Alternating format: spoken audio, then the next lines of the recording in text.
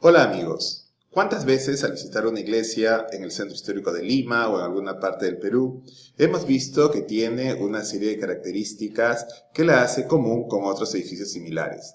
Por ejemplo, un gran espacio central, más alto, espacios laterales más bajos, son la nave central y las naves laterales, un espacio previo al ingreso, que es el atrio, y al fondo donde se encuentra el altar, un espacio propio, el presbiterio, en un área que llamamos el ábside.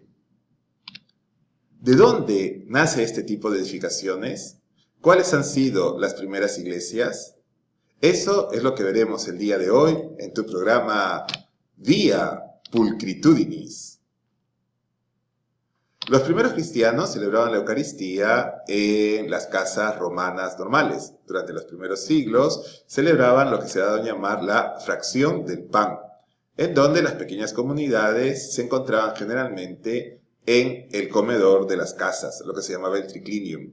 Esto lo hemos representado en muchos testimonios gráficos de los primeros siglos del cristianismo, como por ejemplo en algunas pinturas murales en las catacumbas. Las casas romanas se organizaban alrededor de un espacio principal llamado atrio. No era un patio, era una sala con un hueco en el techo por donde entraba el sol y la lluvia, y es lo que vemos en esta imagen señalado con la figura B. Alrededor de este espacio se encontraban las habitaciones, por ejemplo el comedor, que era el triclinium, la sala, que era el tablinium, y los primeros cristianos se reunían en el ambiente más grande a celebrar la Eucaristía. En el atrio, sin embargo, se quedaban quienes estaban siendo preparados para recibir el bautismo, los catecúmenos. Cuando en el año 313 el emperador Constantino el Grande dio el Edicto de Milán, se permitió por primera vez a los cristianos construir sus iglesias. Este Edicto de Milán dio la libertad de cultos, no solo a los cristianos, sino a todos los demás, pero tomando como motivo la necesidad de los cristianos de poder ejercer libremente la religión revelada. El cristianismo no tomó como modelo ninguno de los templos que existían en aquella época. Por ejemplo, en el lado izquierdo podemos ver la planta de un templo egipcio. Al centro, la planta de un templo griego y a la derecha, la planta de un templo romano. Ninguno de estos edificios servía para el cristianismo, por dos razones. Primero, porque eran templos a donde no ingresaba la comunidad. Es decir, la comunidad se quedaba fuera donde estaba el altar. Y segundo, porque dentro de cada uno de esos templos estaba solamente la estatua de la divinidad, pero no se hacía presente el pueblo de Dios.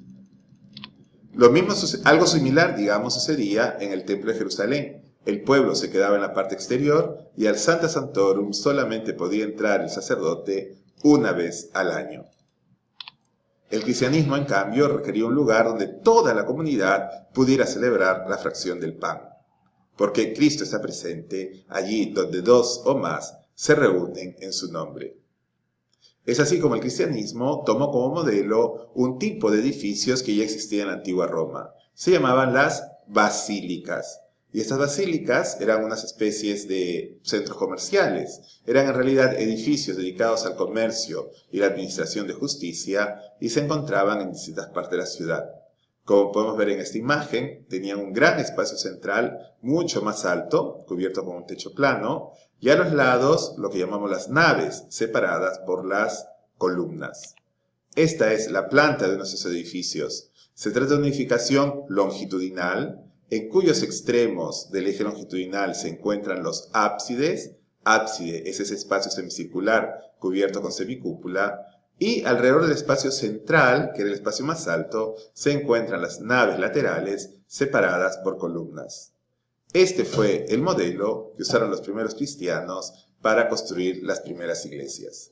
Y de hecho, esta que vemos acá es la reconstrucción de cómo habría sido la primitiva Basílica de San Pedro de Roma, construida hacia el año 319 después de Cristo.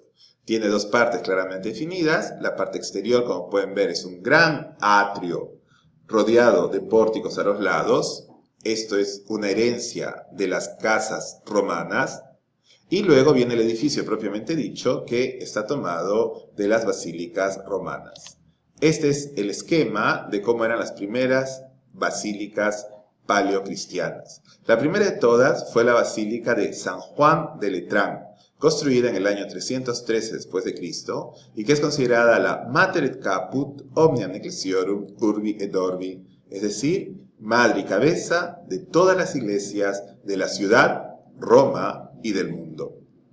Esta que vemos acá es la planta de la primitiva Basílica de San Pedro de Roma, construida sobre la tumba del príncipe de los apóstoles San Pedro.